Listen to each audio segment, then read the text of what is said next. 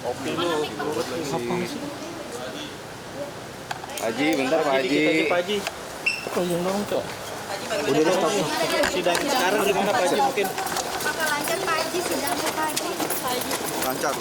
Mobil. Gimana Pak Haji? Agendanya Mungkin apa? agendanya apa Pak Haji? Sekarang Pak Haji. Agenda Tadi saksi dari Mbak Eri siapa Pak Haji? Tanya aja langsung. Pak Haji. Oke. Kasih ya. Pak Haji. Haji.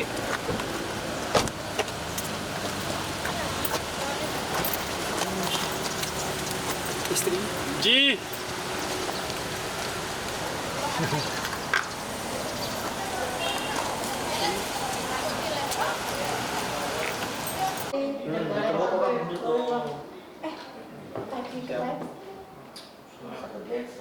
Ayo, bismillahirrahmanirrahim. Yuk. Ayo. Oke Bang, terkait dengan ramainya soal anak-anak Andre yang ikut menjadi saksi seperti apa Bang? Bismillahirrahmanirrahim. Assalamualaikum warahmatullahi wabarakatuh. Terima kasih teman-teman media. Saya memang mendapatkan amanah tadi dari Andre pada saat selesai sidang. Saya ditelepon, tolong Bang, Abang meminta dan menjelaskan kepada teman-teman media, saya sebagai seorang ayah terhadap anak saya keberatan anak saya dibawa dalam konflik ini. Itu permintaan Andre Taulany ya. Dan yang kedua yang terpenting, bahwa menurut hukum, anak itu undang-undangnya dibagi anak dan dewasa. Kalau belum paham tentang anak dan dewasa, belum bisa membedakan, tolong jangan menyesatkan masyarakat. Belajar yang pintar supaya paham apa perbedaan anak, apa perbedaan dewasa. Anak itu adalah seseorang yang tunduk pada undang-undang perlindungan anak, maksimal umurnya ada 18 tahun. Ya. Setelah 18 tahun lebih 1 hari itu bukan anak. Dia sudah tidak dikategorikan sebagai anak, tapi dia belum dewasa. Dewasa menurut KUH Perdata pasal 330 adalah umur 21 tahun atau setelah kawin. Jadi walaupun dia belum 21 tahun tapi dia umur 19 tahun, dia sudah kawin, maka dia dewasa. Di dalam kasus ini semua anaknya Andre Taulany belum dewasa, sehingga dia tidak boleh melakukan perbuatan hukum, dan sebagai ayah dan kepala rumah tangga keberatan anaknya dilibatkan dalam konflik ini. Dan itu adalah permintaan amanah kepada dia, dan dia memberikan teguran keras kepada siapapun yang melibatkan anaknya supaya tidak lagi membawa anak-anak tersebut dalam konflik ini.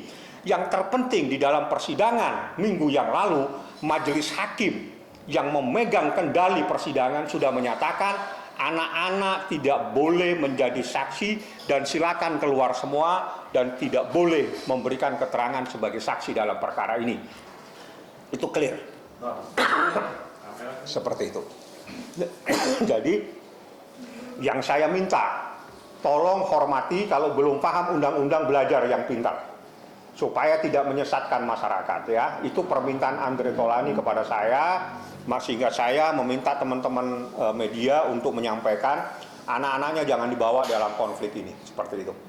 Tadi sebetulnya agendanya seperti apa Bang? Tadi itu agendanya adalah saksi yang diajukan oleh mereka. Kesaksian tadi itu terkait dengan adanya eksepsi kompetensi relatif. Kompetensi relatif itu adalah tentang kewenangan Pengadilan Agama Tiga Raksa yang menyatakan Pengadilan Agama Tiga Raksa tidak berwenang menurut mereka. Sedangkan menurut Andre Taulany, KTP saya ada di Tiga Raksa, KTP termohon ada di Tiga Raksa, sehingga yang berwenang adalah Pengadilan Agama Tiga Raksa. Seperti itulah persoalannya tadi sidang, dan tidak ada pun saksi dari anak-anak, semuanya ditolak oleh majelis hakim dalam persidangan yang sebelumnya. Dan tolong, anak-anak ini belum dewasa menurut hukum. Kalau tidak paham, baca pasal 330 KUH Perdata. Ya, baca kompilasi hukum Islam. Kalau tidak paham kompilasi hukum Islam, tulisannya kompilasi hukum Islam. Ya, belajar yang pintar supaya tidak menyesatkan masyarakat. Anak-anak jangan dibawa konflik.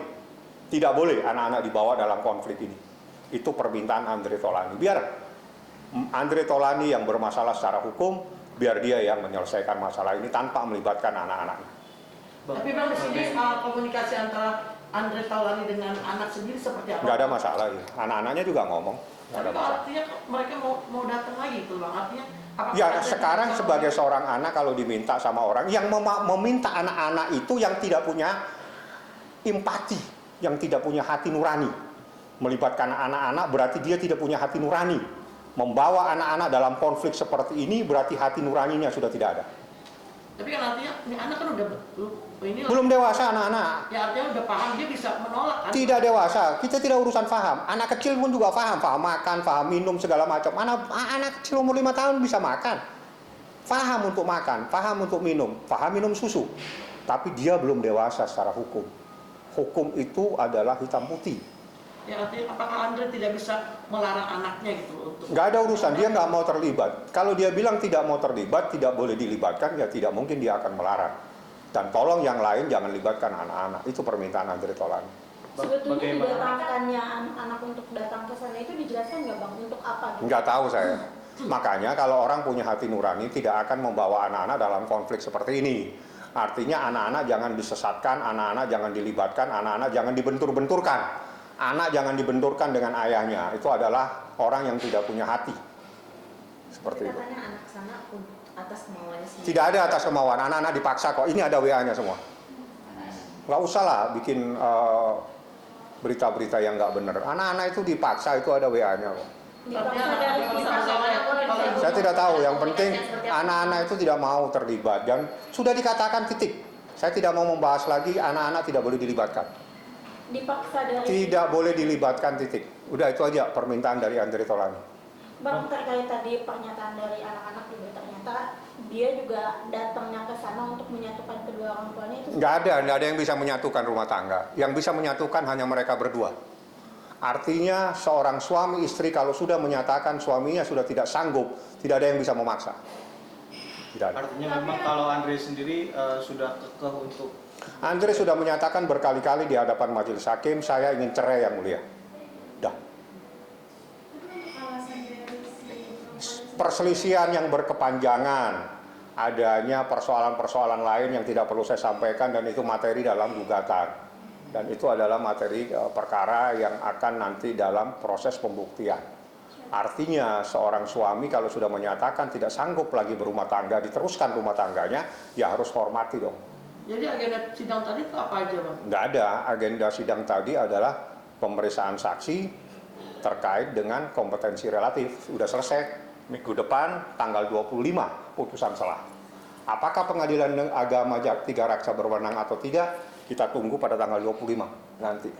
Untuk isu pihak Nggak ada pihak-pihakan di sini. Ini urusan orang sudah tidak cocok, rumah tangganya sudah tidak mungkin bisa dipersatukan. Terjadi perselisihan dan pertengkaran yang berkepanjangan. Yang apabila terus-menerus dipertahankan itu menjadikan penderitaan yang berkepanjangan terhadap kedua belah pihak seperti itu. Tapi obrolan-obrolan soal harta gonok ini tuh Nggak ada, kita nggak ada urusan harta gono gini karena ini gugatan cerai. Kita hanya membaca perceraian sebatas itu saja. Bang, kalau terkait perbedaan pendapat antara anak-anak dan juga orang tua. Sudah jangan bahas anak-anak. Saya sudah diperintah tidak boleh melibatkan anak-anak. Tolong Anda juga jangan tanya anak-anak lagi. Ya, udah berapa bulan mungkin pisah rumah? setahun lebih. Sudah setahun lebih Andre Taulani sudah pisah tempat tinggal. Artinya sesuai dengan surat edaran Mahkamah Agung telah memenuhi syarat untuk terjadinya perpisahan dan perceraian. bang, tapi pihak Andre sendiri mengetahui nggak sih alasan istrinya tuh menolak untuk bercerai bang? Orang mau apa saja silakan, yang jelas di dalam hukum Islam talak itu ada di tangan seorang suami. Titik. Apabila seorang suami akan menjatuhkan talak, ya sudah sah. Tinggal legalitasnya yang harus dipenuhi melalui pengadilan agama. Talak adalah hak dari seorang suami. Manakala seorang suami menyatakan sudah tidak sanggup lagi dipertahankan rumah tangganya, maka itu adalah menjadi hak dari seorang suami untuk mengajukan gugatan cerai di pengadilan agama. Tapi Andre masih tinggal bareng atau memang Sudah 1 tahun keluar? pisah tempat tinggal, Oh, tidak tinggal sama-sama. Jadi satu kalau di mana, tinggal satu di mana. Sama-sama. 1 tahun pisah tempat tinggal artinya tidak tinggal satu rumah, rumahnya sendiri-sendiri. Dan untuk sampai saat ini anak-anak sama ibunya semua. Saya nggak tahu anak-anak di mana. Saya nggak nyampurin. Saya nggak nyampurin anak-anak ada di mana. Hanya permintaan Andre, tolong anak-anak saya jangan dibawa masuk dalam konflik ini. Itu permintaannya dia. Jadi dia keberatan anaknya juga dilibatkan dalam konflik ini. Jadi tentang keputusan Andre untuk mengajukan gugatan cerai itu adalah hak mutlak seorang suami untuk mengajukan gugatan cerai terhadap istrinya. Artinya setelah agenda putusan selah ini, apalagi Bang? Kalau nanti agenda putusan selah Pengadilan Agama Tiga Raksa dinyatakan berwenang, maka perkara lanjut dengan pembuktian-pembuktian. Salah satunya nanti bukti-bukti tertulis, bukti-bukti saksi dan seterusnya. Saksi dari Andre sendiri siapa aja Bang? Banyak nanti kita lihat aja lah pada setelah tanggal 25 saya baru bisa menyatakan saksi-saksi itu akan diajukan siapa saja. Yang jelas berkali-kali Andre dalam sidang menyatakan, yang mulia, saya hanya satu, saya ingin cerai yang mulia. Untuk agenda kedepannya mungkin apa Minggu depan tanggal 25 itu putusan selah. Bahasanya itu putusan selah. Putusan selah itu adalah putusan terkait dengan adanya kompetensi relatif. Kompetensi relatif itu berarti tentang kewenangan Pengadilan Agama Tiga Raksa. Apakah Pengadilan Agama Tiga Raksa berwenang atau tidak, kuncinya ada di tanggal 25 nanti diputuskan. Kalau Pengadilan Agama Tiga Raksa berwenang, materi perkara lanjut terus dengan bukti-bukti. Kalau Pengadilan Agama Tiga Raksa tidak berwenang, maka perkara ini harus di-close, nanti akan dipikirkan seperti apa selanjutnya, seperti itu. Bang, ini terjadi ya 3 kali ditolak Bang. Kagak ada yang ditolak-tolak. Yang ada itu tidak diterima. Itu beda. Yang pertama itu ada surat edaran Mahkamah Agung, mungkin banyak teman-teman nggak paham bahwa syarat untuk perceraian itu sudah diatur secara tegas. Minimal harus pisah tempat tinggal, minimal 6 bulan pisah tempat tinggal. Seperti itu. Ada lagi? Bang, oke. Bang, mungkin izin menanggapi Bang terkait Niki. Kamis ini hari Senin, besok itu Selasa, besok lagi Rebo, baru Kamis. Ya. Oke. Siap. Keren. Berarti nggak mau ya Bang ya soal Niki ya, dikit. Kan saya bilang hari ini hanya membahas Andre aja. Kalau saya sudah bilang seperti itu, saya jangan dipaksa. Siap. Makasih Anda itu saya kasih bahan supaya Anda itu mendapatkan bahan yang up to date terus. Siap Bang. Jadi setiap hari Anda mendapatkan berita yang bagus-bagus. Hari ini Anda dapat berita bagus, besok apa lagi? Besok apa lagi? Gitu loh. Jangan diborong semua, nanti gaduh-gaduh nanti. Siap. Makasih banyak Bang Pang. Ya. Mana yang lainnya? Bang, untuk saat ini Andre sedia nggak sih Bang untuk masalah-masalah ini sampai kemarin kan sempat dia marah juga. Ya dia marah karena anaknya dilibatkan. Persoalannya itu simpel Pak, anak saya itu jangan dilibatkan. Ini urusan pribadi saya, kenapa anak saya dilibatkan itu saja. Nah, tapi dalam konflik ini terjadi udah dari 2000 semenjak ada. Iya itu kan urusan perceraian.